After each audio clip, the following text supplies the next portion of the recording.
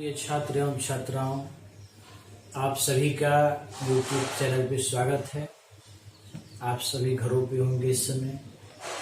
आपसे निवेदन है कि आप घरों पे रहें, सुरक्षित रहें, पढ़ाई करते रहें और अनावश्यक घर से बाहर न निकलें और स्वच्छता के नियम पर विशेष ध्यान दें। स्वच्छ रहें, अपने कपड़ों को गर्म पानी से धोएं, सोशल डिस्टेंसिंग का पूरा पालन करें। घर से बाहर अगर निकलें, बहुत ज़्यादा आवश्यक है तो निकलें, सैनिटाइजर का प्रयोग करें, मास्क का प्रयोग करें निकलते समय। तो मैंने लेक्चर फर्स्ट में आपको जो पहला यूनिट है केमिस्ट्री का, रसायन विज्ञान की कुछ मूलभूत अवधारणाएं, उसमें मैंने आप सभी को बच्चों पदार्थ के भौतिक वर्गीकरण के बारे में बताया था, अर्थात फिजिकल क्लासिफिकेशन के बारे में। तो फिजिकली पदार्थ को तीन भागों में बांटा गया है, ठोस, द्रव, गैस, अर्थात सॉलिड, लिक्विड एंड गैस। अब आज हम पदार्थ के केमिकल क्लासिफिकेशन ऑफ मैटर, अर्थात पदार्थ के रासायनिक वर्गीकरण के बारे में आज हम अध्ययन करेंगे। तो केमिकली मैंने बताया आपको कि रासायनिक रूप से पदार्थ को दो भागों में बांटा गया है। पहला प्योर सब्सटेंस, दूसरा मिक्सचर। पहला शुद्ध पदार्थ, दूसरा अशुद्ध पदार्थ कहिए या मिश्रण कहिए। तो पहले हम बात करेंगे बच्चों प्योर सब्सटेंस के बारे में। प्योर सब्सटेंसेस, शुद्ध पदार्थ। शुद्ध पदार्थ क्या है, कैसे आप इसको परिभाषित करेंगे? तो हम कह सकते हैं कि एक सिंगल सब्सटेंस और matter which cannot be separated into other kinds of matter by any physical process। आप इसको नोट भी कर सकते हैं। एक सिंगल पदार्थ, एकल पदार्थ, जिसको हम किसी भौतिक प्रक्रम के द्वारा दूसरे पदार्थ में हम चेंज नहीं कर सकते, सेपरेट नहीं कर सकते, इसको हम कहते हैं प्योर सब्सटेंस। अब इसको फर्दर डिवाइड किया गया है। इट में ऑल्सो भी फर्दर सब डिवाइडेड इनटू, मैंने बताया था आपको, एलिमेंट माने तत्व और दूसरा होगा कंपाउंड यानी कि यौगिक। इसको पुनः दो भाग में वर्गीकृत किया गया है, तत्व और यौगिक। अब तत्व क्या है तो आप सभी जानते हैं, 10th में पढ़े हैं तत्व के बारे में। तत्व क्या है भाई? तो the simplest form of pure substance, यह शुद्ध पदार्थ का सबसे सरलतम रूप है।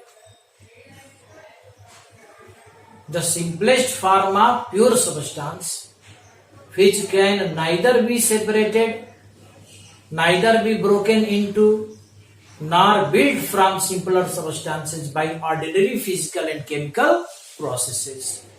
अर्थात शुद्ध पदार्थ का सरलतम रूप, सरलतम स्वरूप, जिसको न तो हम सरलतम रूप, उससे सरलतम रूप में तोड़ सकते हैं और न ही सिंपलर फॉर्म से, सरलतम रूप से इसको हम बना सकते हैं सामान्य भौतिक या रासायनिक प्रक्रमों के द्वारा।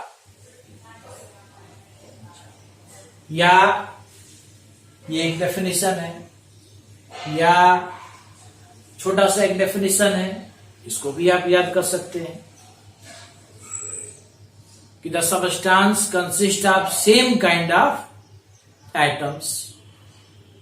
ऐसा पदार्थ जो एक ही प्रकार के परमाणुओं से बना है, उसको हम तत्व कहते हैं। तो आप जानते हैं कि बहुत सारे तत्व हैं। कुछ तत्वों की खोज अभी रिसेंट डेज में हुई है। आवर्त सारणी में आप अलग अलग तत्वों को देखते हैं। सबसे पहला तत्व हाइड्रोजन होता है, जिसका सिंबल H होता है। तत्वों को तीन भागों में बांटा गया है। धातु जैसे सोडियम, पोटेशियम, मैग्नीशियम, कैल्शियम धातु हैं। धातुओं का एक विशेष गुण होता है, आप जानते हैं। दूसरा अधातुएं, carbon, sulphur, nitrogen, oxygen, phosphorus, ये सब अधातुएं हैं। तीसरा है सेमी मेटल, सब मेटल्स, उप धातुएं, सिलिकॉन, जर्मेनियम, जिनका सेमी कंडक्टर बनाया जाता है, सब उप धातुएं। तो तत्वों को इन 3 भागों में बांटा गया है। ये तत्व के बारे में हो गया बच्चों। दूसरा है यौगिक, कंपाउंड। कंपाउंड क्या है? तो when 2 or more substances chemically react together in a fixed proportion, then the resulting product is called compound। अर्थात यदि 2 या 2 से अधिक तत्व आपस में एक निश्चित अनुपात में अभिक्रिया करते हैं, ध्यान दीजिएगा, एक निश्चित अनुपात में अभिक्रिया करते हैं, तो जो पदार्थ बनता है हम उसको यौगिक कहते हैं। जैसे हाइड्रोजन और ऑक्सीजन आपस में अभिक्रिया करके जल बनाते हैं, आप सभी जानते हैं। तो 11th में आप आगे पढ़ेंगे प्राउस्ट का नियम। तो प्राउस्ट ने बताया था कि तत्व हमेशा एक डेफिनेट प्रोपोर्शन में ही रिएक्शन करते हैं। किसी यौगिक में तत्वों का अनुपात सदैव स्थिर रहता है, कांस्टेंट होता है। अगर हाइड्रोजन ऑक्सीजन आपस में क्रिया करके जल बनाते हैं तो हाइड्रोजन ऑक्सीजन का जो रेशियो आपस में क्रिया करता है वो होगा 1:8 का, 1:8 के रेशियो में वो हमेशा क्रिया करेंगे। रेशियो चेंज नहीं होगा, मास चेंज होगा, रेशियो उसका फिक्स रहता है। उसी तरह कार्बन ऑक्सीजन क्रिया करके जब कार्बन डाइऑक्साइड बनाते हैं तो कार्बन ऑक्सीजन बाई मास 3:8 के रेशियो में अभिक्रिया करते हैं।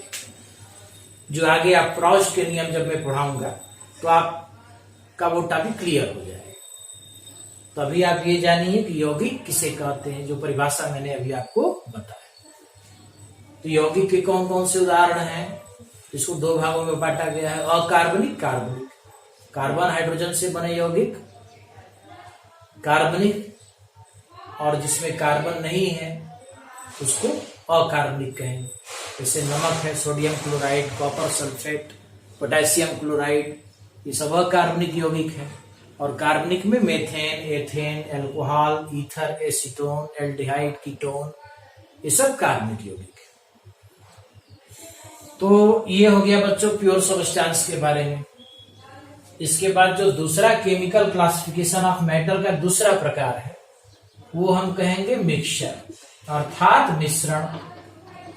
मिश्रण कहेंगे या इसको अशुद्ध पदार्थ भी कह सकते हैं। तो मिश्रण क्या है, कैसे हम इसको डिफाइन करेंगे? तो आप कह सकते हैं combination of 2 or more elements or compounds. ध्यान दीजिएगा, combination of 2 or more elements or compounds which are not chemically combined together and may also be present in any proportion। अर्थात 2 या 2 से अधिक तत्वों अथवा यौगिकों का मिश्रण, कॉम्बिनेशन, उनको एक दूसरे में मिलाना,